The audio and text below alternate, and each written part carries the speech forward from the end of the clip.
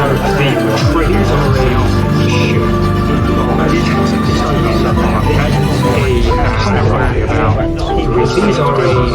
the Atreyu, like the artist. So I did just over 5k, roughly about 350. Hi and welcome to the Stagwell. So this is the second vlog, and I thought I'd come down to a nice light room, and I'll try not to cut any of this. I'll just try and be as real and as accurate as I possibly can be. So the last video that I made was made 2 days ago, and and that was the first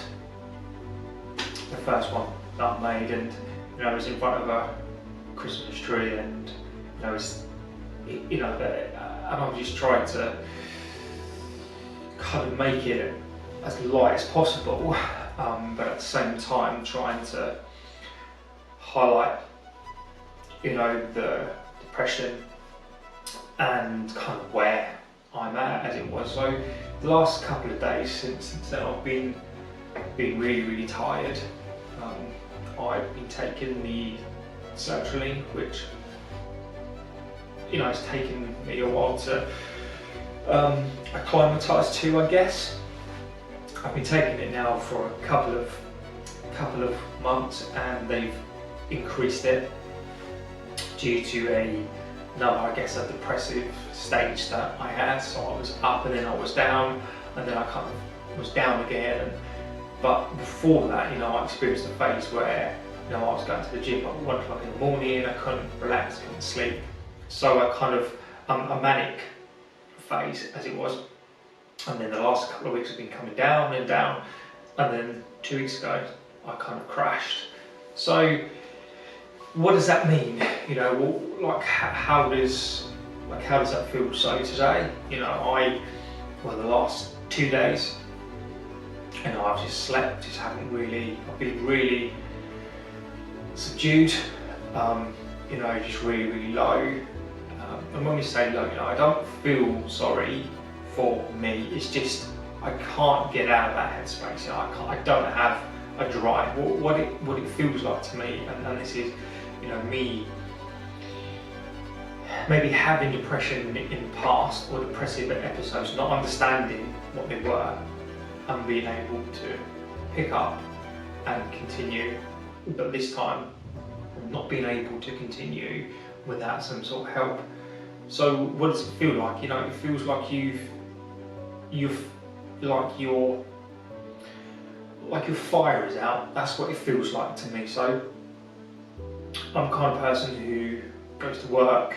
I enjoy that, being at work. I've always had roles where I've always interacted with lots of people, despite having a stammer. I've always tried to hide that aspect.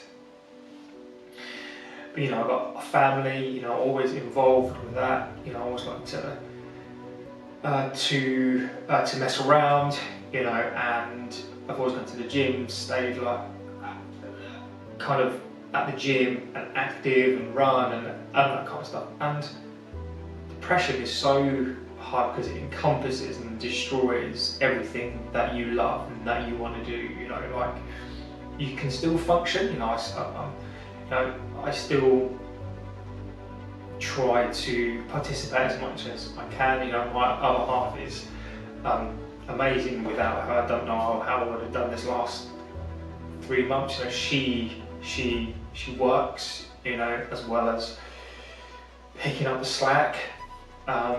She is amazing. The children are amazing, really thoughtful, really kind. It doesn't mean that I'm just sat around not doing that a lot. I'm doing what I can do, and it's just trying to get myself out of this. Just trying to get on with life in a more energetic, I guess, way than I am now. So depression for me is meant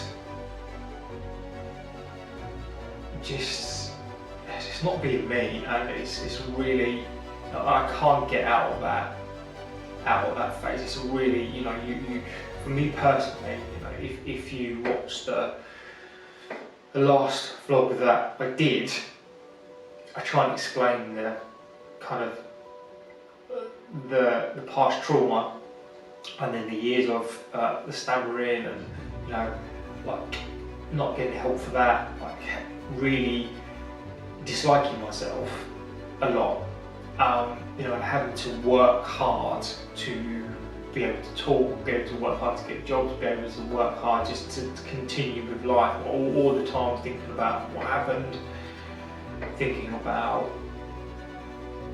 all the stuff that I used to do, I used to, you know, and I still do, you know, when you have a deep dislike of yourself, and as I say, it's all into the past, and it's really hard to get out of that.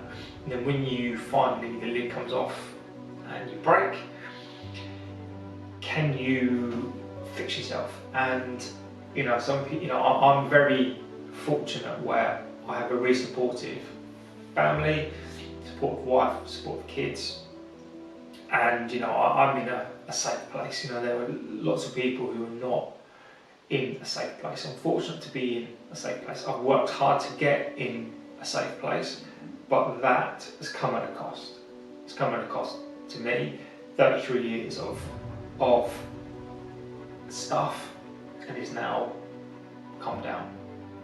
So going forward, you know, it's a case of now trying to figure out what this is. Is it just a depression? Is it something else? You know, so bipolar thing is, you know, it is historical. It's a hereditary thing that's within my family, and sadly, you know, it looks like that is something that I probably have. So something that I've got to come to terms with, and this is why I do this and talk to you guys and just talk to a camera, is because this is my way to, selfishly perhaps, is my way to get things out. You know, I'm not very good because I've always hidden my trauma, I've always hidden stammer, I've always kind of hidden things I'm better when I'm on my own, and I can just talk when there isn't anybody here. And you know, it's people don't know half of it, and I when you're in this phase, and you're trying to get out of it, it's like you're in this, it's like you're really tired and you're in this pit, and people will misconstrue that you do not feel sorry for yourself. It's the opposite to that. You don't like yourself, you don't feel sorry for yourself, you don't know how to feel, and you don't necessarily like yourself. Some people may not have any feelings on themselves, some people don't like themselves. I personally don't like myself. That's not, again, that isn't a recent thing, and I want people to go, oh, you're brilliant, you're great. That's been 33 years, that's been a long time. So it's not a case of wanting people to feel sorry for me or people to even understand it.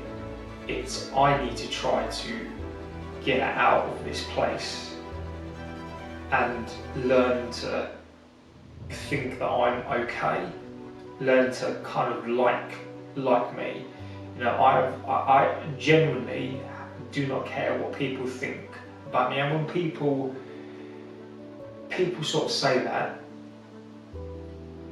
they're kind of looking, sometimes they're looking for people to go, oh, you're great, you know, you're brilliant. I genuinely, I've been through, said so much stuff to myself that there is nothing that anybody could say that will hurt me. There's nothing that I have not said to me. So, and that's where I am, is trying to get myself out of this phase. And sadly, July this year, I just broken. I can't get the lid back on, and I don't know what that means. So, you know, I do participate in family life. So, you know, I've got kids. You know, I still participate in bath time, bedtime. You know, I sleep when I can, but at the same time, I'm acutely aware I'm a husband and father, and I still need to make kids food. Still need to take kids to school. The other half has been amazing in picking up a chunk of that slack and doing a load more than she should have to do. I can only thank her for doing that. And the children have been great, but I still need to participate. I still need to put children to bed. You know, we've got a little one who's 4, and she is amazing. But she, you know, they need food, they need to be clothed, they need to be bathed, they need to be loved, they need to be cared. And that's the one bit that keeps me pushing along is the family. It's been harder and harder. And as I say, the other half has been amazing. Now, conversely to that, the only positive that I can really say is fluency from the stammering is up. That's probably because I don't care. I'm in that phase where I'm not really bothered about it. You know, the sertraline, the increases helping that anxiety, but I've not been at work either. And I'm gonna, you know, that's another concern of mine is when I go back to work, what's going to happen? So you've got the financial as well, you know, am I going to be able to do what I did, what I've always done? And that's a concern as well. And this helps me to, you know, I'll be able to look back and, you know, say that I had these concerns, and because I don't know what's going to happen, you know, the concerns of mine are great, and that's going to add fuel to the fire. So we see what's going to happen there as well. So going forward, I don't know what's going to happen. I have a call next week to find out the next phase of what the treatment will be, see how I'm feeling, see how the medication has helped, and just now I'm going to try to move forward and see where I get to. So I'm going to ask to like, favourite, subscribe. Even saying that just feels wrong, but that's, you know, it's not necessarily for me. It's to, I can just get this out to people if there's any interest in anybody, and if you are seeing this and you know you want to reach out to me, it's fine, because you are not alone, and this is something that you shouldn't have to deal with on your own despite your circumstances. It doesn't matter. You know, there's so many people who are in a worse situation than me, who are not in a safe place. You know, they need more help. You know, they've been through horrific things, and you don't. And even if you haven't, and you just, it's an hereditary thing, and you just feel low. You know, this time of year is one of the best and the worst for people, because you know, you brings people down. You know, makes people really happy, but it also brings people down. Like people that have lost another person, or people who are alone, people who are sad, and it's just a